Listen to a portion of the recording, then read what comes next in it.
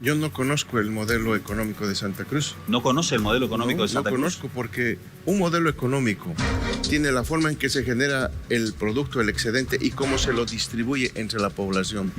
No puede haber un modelo económico de una región. Crisis no atendida es crisis causada.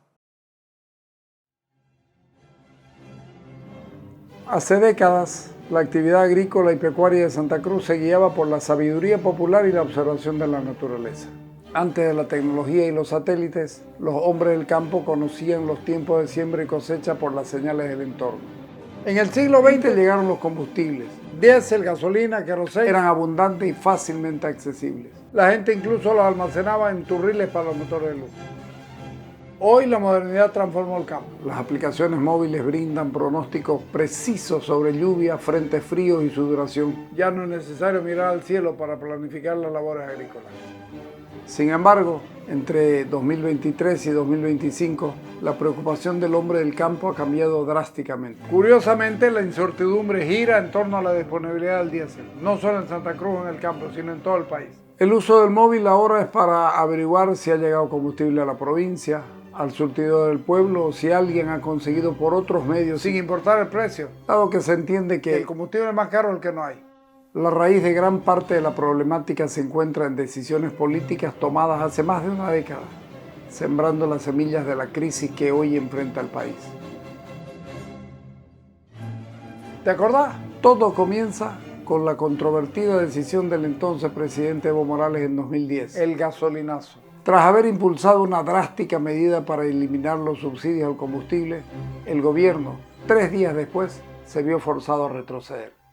Esta acción, si bien calmó las protestas inmediatas, sentó un precedente peligroso, consolidando una política de subvenciones insostenible que a la larga terminó estrangulando la finanza del Estado boliviano y consecuentemente afectando la capacidad de provisión de insumos vitales para el campo. La subvención de combustibles se transformó rápidamente en un drenaje masivo de recursos. Para el año 2012, las estimaciones del propio gobierno ya proyectaban que el costo de la subvención se dispararía a casi $1.000 millones anuales. Este incremento colosal, impulsado por la política de precios bajos, fomentó una demanda que la producción interna no podía satisfacer, llevando a una dependencia de importaciones que hoy ahoga al sector agrícola. La demanda interna de gasolina y diésel, impulsada en parte por los precios artificialmente bajos, experimentó un crecimiento vertiginoso, disparándose un 102.5% entre los años 2000 y 2012, forzando al país a depender cada vez más de las importaciones de combustible. Las primeras señales de alarma se encendieron con la crisis del 2008. A pesar de que el gobierno ya controlaba la cadena de hidrocarburos a través de YPFB, la empresa estatal demostró ser incapaz de atender la creciente demanda nacional de gas y GLP, ni cumplir sus compromisos de exportación. El entonces ministro de Hidrocarburos, Carlos Villegas, en un momento de franqueza raro, vaticinó que los departamentos de la media luna pasarían momentos críticos y, al contrario del discurso oficial que atribuía los problemas a los cívicos, aseguró que la reducida capacidad de almacenaje ponía en riesgo el sistema de distribución nacional de hidrocarburos. Con la llegada del presidente Luis Arce al gobierno en 2020, la narrativa oficial se mantuvo en una supuesta autoeficiencia económica. Claro, el gobierno descartó categóricamente cualquier posibilidad de devaluación y se jactó de una estabilidad económica inquebrantable, reafirmando que Bolivia no tenía problemas y que el tipo de cambio se mantendría fijo en 6.96 bolivianos por dólar, manteniendo la decisión del 2011. Sin embargo, la política de cambio fijo en un contexto regional de devaluaciones comenzó a generar fricciones para el sector productivo, haciendo al país vulnerable al contrabando a la inversa, donde los productos de países vecinos competían deslealmente con la industria local y el trabajo del campo. En septiembre de 2022, las crecientes protestas sociales en Santa Cruz añadieron complejidad al problema. La incertidumbre sobre el abastecimiento de combustible se disparó. A pesar de las garantías y comunicados pseudo tranquilizadores de yacimientos petrolíferos fiscales bolivianos, transportistas y productores agropecuarios de todo el país comenzaron a denunciar una evidente escasez en los surtidores, lo que afectaba directamente a la maquinaria agrícola y a la producción del campo. La tensión se elevó con acciones gubernamentales que exacerbaron la crisis de distribución. En este escenario, los rumores sobre la falta de divisas para costear las importaciones de combustibles se hicieron más fuertes, presagiando el grave impacto sobre la producción agrícola. Los números no mentían, pero hay mucho mentiroso haciendo números. Y entonces la realidad económica comienza a desnudarse de manera innegable. La importación de combustibles alcanzó un récord histórico en 2021, llegando a la asombrosa cifra de 2.120 millones de dólares.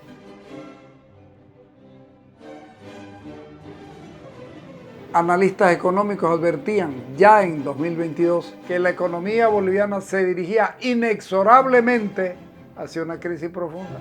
La preocupación principal entre la población, según diversas encuestas, era la crisis económica y el aumento de la pobreza, a pesar de que el gobierno persistía en proclamar la estabilidad. El principal motor de esta hemorragia financiera era el congelamiento de precios y los subsidios a los combustibles que le costaban al país la escandalosa cifra de 3.000 millones de dólares anuales, cifra que está destinada a crecer inexorablemente. Esta dependencia se hacía insostenible. Bolivia, a pesar de sus reservas, posee uno de los regímenes de impuestos más altos del mundo para el sector de hidrocarburos. Esta carga impositiva, combinada con los subsidios, creaba un marco legal desordenado y poco atractivo para las nuevas inversiones en exploración y producción. Como consecuencia, las subvenciones masivas se traducían en una pérdida permanente en las reservas internacionales netas del Banco Central de Bolivia, agotando los dólares necesarios para importar combustible vital para el campo. La falta de dólares en el mercado oficial, a pesar de las negociaciones, se volvía una realidad palpable. Mientras el gobierno se enorgullecía de la supuesta bolivianización de la economía, los datos fríos de la Autoridad del Sistema Financiero de junio del 2022 pintaban una realidad matizada. Se observaba una constante disminución de los depósitos en moneda nacional.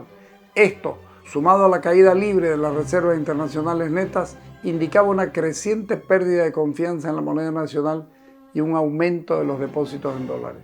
Silenciosamente, la población comenzaba a dolarizar sus ahorros como una señal clara de incertidumbre.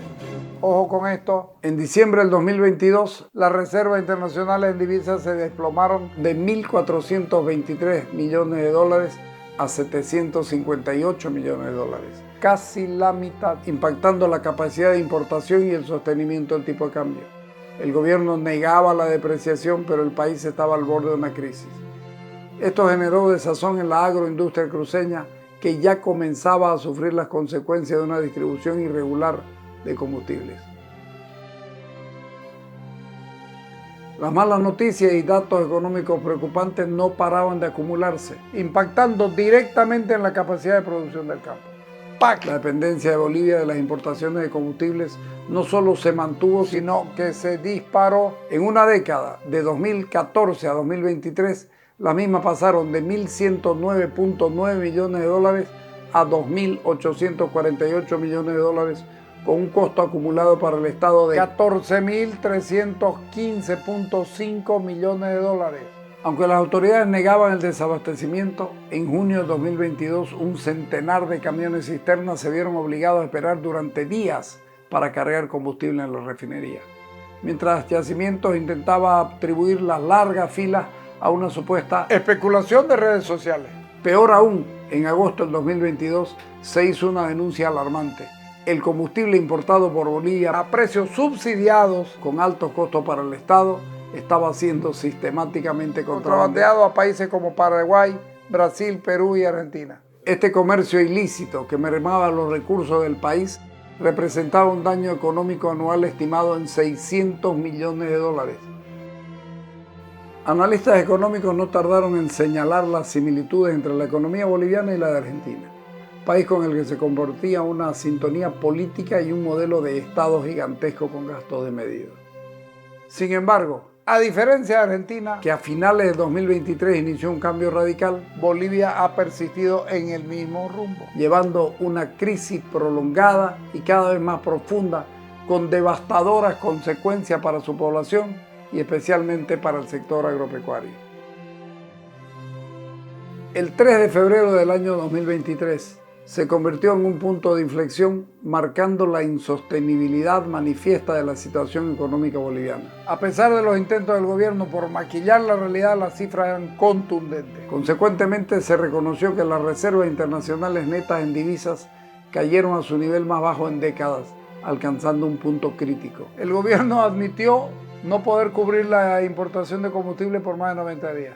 Aunque el Banco Central de Bolivia intentó minimizar la gravedad, la noticia de esta crisis cambiaria resonó a nivel mundial con medios internacionales como France 24, reportando que el milagro económico de Bolivia se queda sin dólares.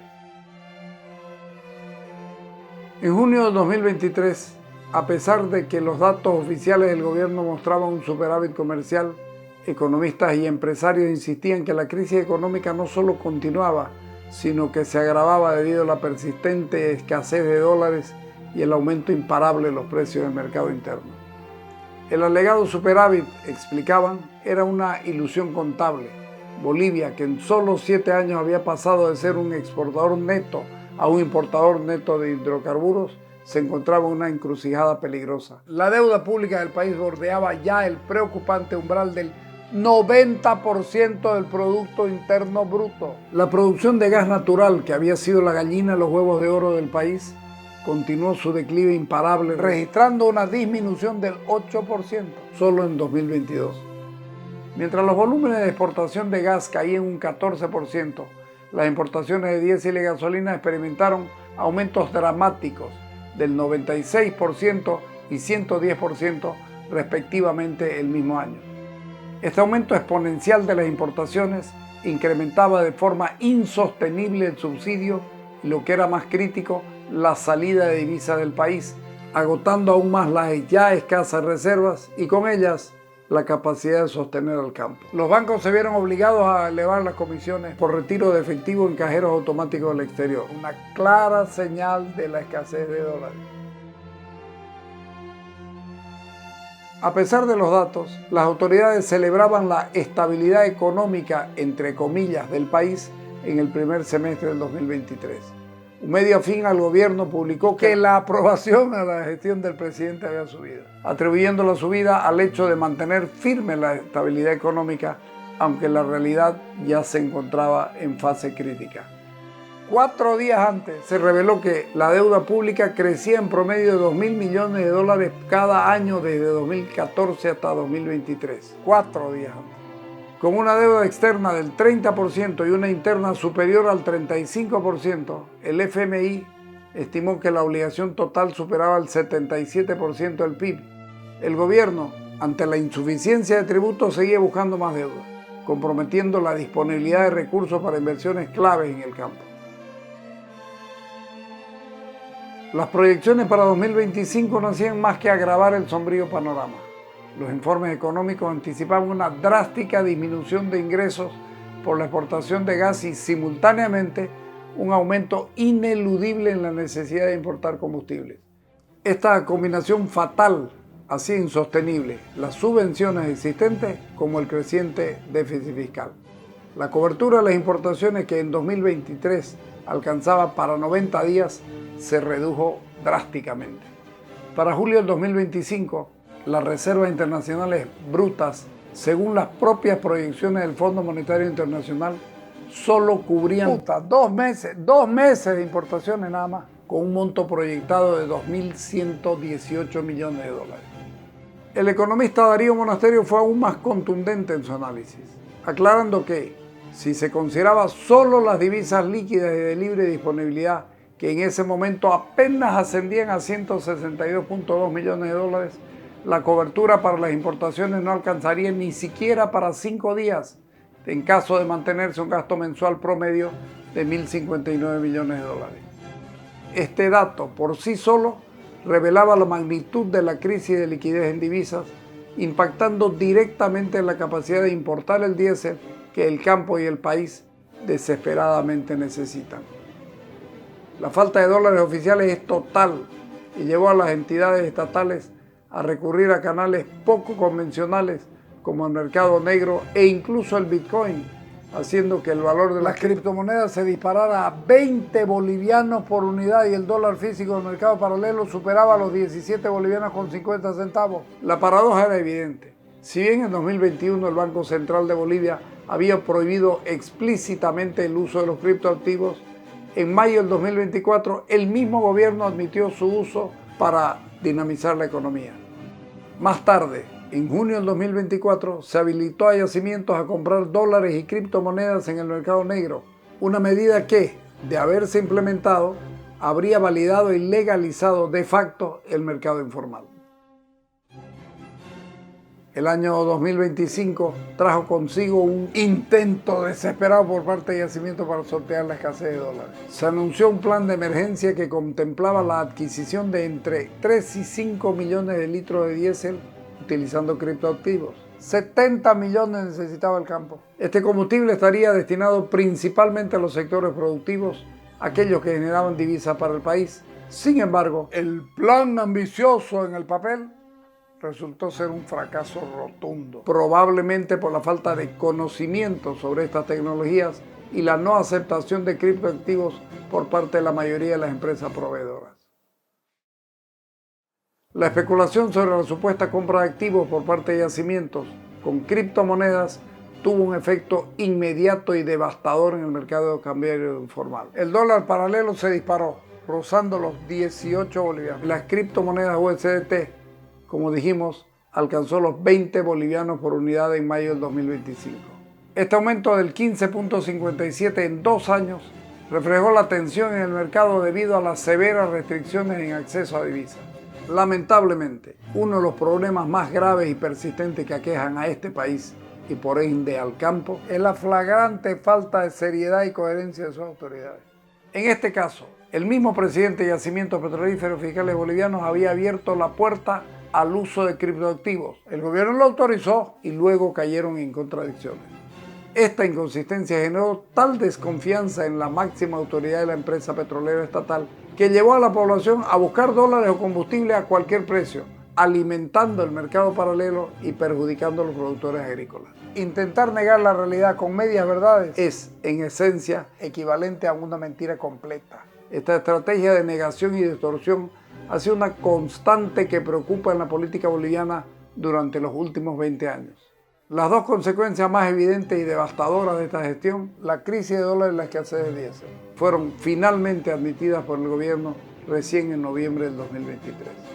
Incluso entonces la admisión fue disimulada, refiriéndose a problemas de pago que generaban algunos problemas en la importación de diésel. Sin embargo, las evidencias en el terreno eran abrumadoras y claras. El país no tenía dólares ni diésel y se dirigía hacia la insolvencia, situación en la que nos encontramos actualmente, dejando al campo sin su principal insumo, por ende al país con cadena de alimentos en riesgo, con precios en subida y con abastecimiento de la incertidumbre.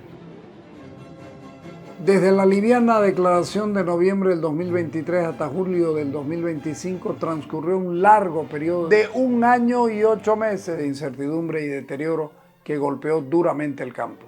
Se estima que 3 millones de hectáreas de cultivo estuvieron en grave riesgo. Esto se debió a una política gubernamental contradictoria. Por un lado, se animaba a los productores a sembrar, comprometiéndose a entregar el combustible necesario, y por otro lado, el gobierno no tenía los recursos financieros para importar dicho combustible. La excusa recurrente para la falta de diésel era la supuesta sobredemanda, ignorando cínicamente que la demanda de combustible aumenta de manera predecible y planificada durante los eventos cruciales para la agricultura como la siembra o la cosecha. El 8 de julio del 2025 la situación alcanzó un punto de no retorno.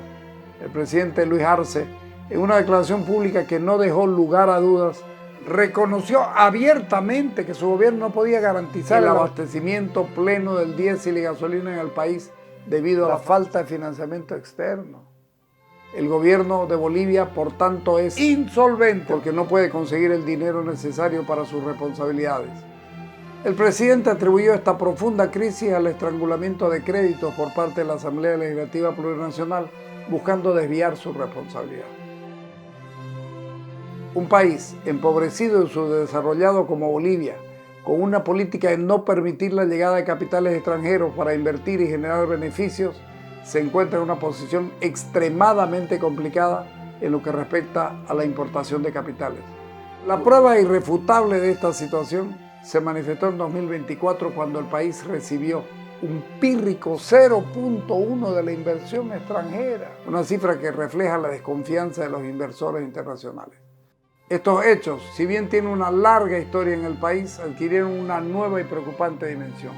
Los métodos guerrilleros utilizados, con la participación de bandas o pandillas paramilitares armadas, confirman que todas estas acciones tenían un fin eminentemente político y estratégico, que no era otro que el copamiento del espacio físico para asegurar la hegemonía política a partir de victorias territoriales consolidadas a costa de la productividad del campo. El año 2024 se grabó a fuego en la memoria de Santa Cruz y de toda Bolivia como un verdadero annus horribilis. La realidad fue que el sector productivo empresarial, a partir de la crítica situación, mostró la mejor y la más sincera disposición para colaborar activamente con el gobierno en la búsqueda de soluciones conjuntas a la profunda crisis económica y a la alarmante falta de combustible que asolaban el país y en particular al campo. Sin embargo, a pesar de todos los esfuerzos, del diálogo y de las propuestas, prácticamente no lograron nada, no se logró nada. El gobierno demostró una incapacidad manifiesta para sacar al país del profundo abismo en el que se encontraba. No comprendía la verdadera magnitud de la crisis que padecía.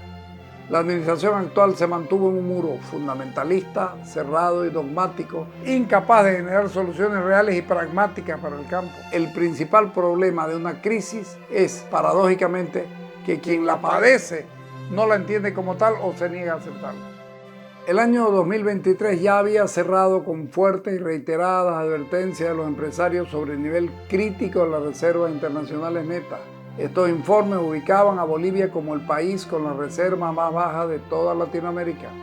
Se instaba urgentemente al gobierno a sincerar la situación sobre el agotamiento de las reservas en divisas. Esta preocupación persistía a pesar de las operaciones desesperadas realizadas por el gobierno con los derechos especiales de giro del FMI. La inquietud principal radicaba en la constante disminución de los recursos disponibles para el sector privado, lo que ponía en serio peligro la operatividad y el futuro productivo del país, es decir, del campo. Solo 2 días después de estas advertencias, la Confederación de Empresarios Privados de Bolivia demandó públicamente la implementación de medidas urgentes e inmediatas para evitar un desborde de mayores problemas económicos y una crisis aún más grande. Tras las contundentes advertencias de diciembre de 2023, el año político en materia económica comenzó con una declaración del gobierno. Se anunció una reunión crucial para el 19 de febrero de 2024. En esta ocasión, el gobierno aprovechó para marcar la cancha, reiterando su negativa a que la falta de dólares era un problema meramente especulativo y por tanto transitorio, sin aportar ninguna solución novedosa o estructural para el agro. Antes de esta reunión clave, el Instituto Boliviano de Comercio Exterior ya había propuesto públicamente un paquete de 5 medidas urgentes para revertir la escasez de dólares. La reunión se llevó a cabo en La Paz con la participación de representantes del empresariado cruceño. Con la solemnidad característica de la pomposidad gubernamental, se firmó un acuerdo de 10 puntos con las cámaras empresariales de todo el país. Las expectativas sobre la eficacia de estas medidas eran, desde el principio, cautelosas. La implementación requería un esfuerzo administrativo urgente y un enfoque pragmático por parte del gobierno. Sin embargo, en la práctica no funcionaron. Los problemas persistieron y se agravaron, lo que hizo necesario, pocos meses después, la búsqueda de otro acuerdo. El ministro de Economía aseguró que el gobierno analizaría la sugerencia del sector, reconociendo la complejidad del tema y admitiendo que esto no se solucionaría de un día para otro. El presidente CAINCO, Jean-Pierre Antelo, fue muy claro al señalar que las soluciones no son sencillas porque los problemas son estructurales. También expresó sus dudas sobre la prisa del gobierno en aprobar los contratos de litio con China y Rusia y remarcó la urgente necesidad de reemplazar la menguante producción de gas natural con una estrategia económica basada en el litio. Advirtió enfáticamente que el 2024 iba a ser un año complejo, de grandes retos en el plano económico, y que el aumento salarial propuesto por la Central Obrera Boliviana no era viable en el contexto de la crisis que ya afectaba al campo. Después de la firma del acuerdo de buena fe, la postura del presidente Arce dio un giro sorprendente. Descartó enfáticamente la supuesta crisis económica, argumentando que los indicadores económicos ubicaban al país entre las economías con mayor crecimiento. El presidente era capaz de firmar cualquier cosa. Lo que le interesaba a él era parecer abierto y conciliador. Conciliador ante la opinión pública y el empresariado, sin que ello se tradujera en acciones concretas que beneficien al campo. De esta manera, en agosto del 2024, el gobierno dobló la apuesta y firmó un nuevo documento, esta vez de 17 puntos, después de una maratónica reunión de más de 6 horas en Santa Cruz. Esta carta de intención era grandilocuente y con escasas posibilidades de realización, mientras la crisis económica real se asomaba cada vez con más fuerza y el presidente paradójicamente lo negaba públicamente. Un abanico de buenas intenciones que en la práctica no se materializaron. El campo, la producción y el alimento de la familia seguían esperando soluciones. En noviembre del 2024, los ministros del gobierno se reunieron con la Asociación Nacional de Productores de Oleaginosa, ANAPO, y en esa ocasión se aprobó el uso de la soya HB4, una variedad resistente a la sequía para cultivos de soya y trigo. Sin embargo, hasta la fecha, los resultados de las pruebas de campo de soya están muy atrasados. Durante estas reuniones también se abordó el tema del diésel. Sin embargo, la realidad de agosto del 2024 era que la situación de abastecimiento del diésel estaba peor que nunca. El presidente Arce, mientras tanto, adoptaba una estrategia de 2 pasos. El primero, mandaba a sus ministros a firmar cualquier cosa en reuniones con los sectores, y la segunda, él mismo aparecía para matizar las expectativas de los acuerdos, aprovechando la oportunidad para presionar a la Asamblea Legislativa para que le apruebe créditos externos. Aseguraba con confianza inquebrantable que actuaría con políticas económicas oportunas y activas para garantizar la estabilidad y el crecimiento del país. Después de un sinfín de idas y vueltas, los medios extranjeros comenzaron a informar sobre un supuesto cambio o flexibilización del modelo económico de Arce. La flexibilización resultó solo ser de papeles y poses, un ejercicio de relaciones públicas. Lejos de aliviar la situación, la burocracia estatal se engordó con una avalancha de trámites que no aliviaron en nada la presión económica sobre el campo. Aunque se anunció la liberación de exportaciones agrícolas, esta medida se implementó en un momento completamente inoportuno, fuera del tiempo de exportación y, lo que era más crítico, en un contexto de ausencia de diésel y dólares. Esto, muy lejos de beneficiar al campo, lo perjudicó todavía más. Además, en una especie de represalia por su propia incapacidad para detener el contrabando de aceite comestible y carne, el gobierno recurrió a la inexplicable prohibición de las exportaciones, sumando un sinsentido al otro y generando un daño adicional a los productores nacionales. El presidente siguió negando la crisis, afirmando que el dólar estaba bajo el colchón de la gente y que la situación era una especulación, cuando los datos económicos del país desnudaban la mayor escasez de reservas en 2 décadas. Más adelante, en 2025, se intentó introducir por la ventana una medida todavía más preocupante: el decomiso, ya no de los dólares invisibles, sino directamente de las mercancías que el gobierno necesitaba controlar, subvencionadas a una caja sin fondo llamada EMAPA. El mecanismo para esto era la controvertida disposición adicional séptima del presupuesto general del Estado, que permitía el decomiso de productos en situaciones de agio y especulación. El presidente admitió públicamente el 8 de julio de 2025 que no podía proveer el diésel y la gasolina que necesitaba el país en el 100%. El gobierno boliviano es, por lo tanto, insolvente, porque no puede conseguir el dinero necesario para sus responsabilidades, siendo esto crítico, ya que hay yacimiento de una empresa estatal y el gobierno el único proveedor de combustible para el campo y la población. En abril del 2024, tras el acuerdo infructuoso con los empresarios, el gobierno emitió un decreto supremo 5145, el cual de manera ilusoria fijaba una nueva modalidad de devolución de impuestos a los exportadores en dólares. A pesar de esto, y sin el respaldo aparente de datos económicos, el presidente Arce continuaba asegurando que la moneda nacional era demandada, la habrá demandado alguien, pues, ¿no?, en algunas fronteras, y que no había crisis en el país, acusando a los opinadores de alarmar a la población. El 8 de septiembre del 2024, el presidente, buscando mostrarse activo, anunció haber identificado 8 causas para la escasez de dólares y combustible y expuso 3 soluciones estructurales que según él ya estaban en marcha. Aseguró con confianza que el gobierno tenía un plan y una estrategia clara. No estamos improvisando, estamos resolviendo y nuestros hijos tienen futuro, aseguró, los de él sobre todo. La lista de los problemas seguía creciendo y afectando directamente a la población y vitalmente al campo. Mientras tanto, el presidente ensayaba tesis de tormentas perfectas. El país estaba al borde del precipicio y el único que parecía no entenderlo era él, el presidente. ¿Es una exageración calificar al país de insolvente? ¡No! Cuando el Estado asumió para sí la condición de importador, distribuidor y vendedor mayorista de combustibles, y esa entidad monopólica no puede cumplir por falta de financiamiento externo, es una señal inequívoca de insolvencia. La existencia de yacimientos no justifica su continuidad si no puede cumplir con su rol fundamental. El panorama financiero presentado por el presidente era desolador.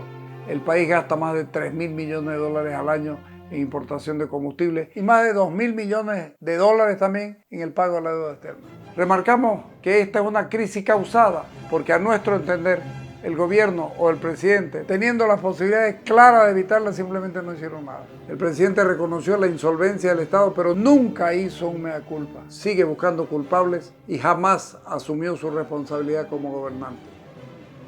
Año nuevo, mentira vieja. Yacimientos aseguró que el 2025 no habría filas de combustible debido a las mejoras en logística de importación. El problema de las filas no era de logística, era de la fundamental carencia de dólares. Estamos en tiempo de la sábana corta. Si te tapas la cabeza, te destapas los pies.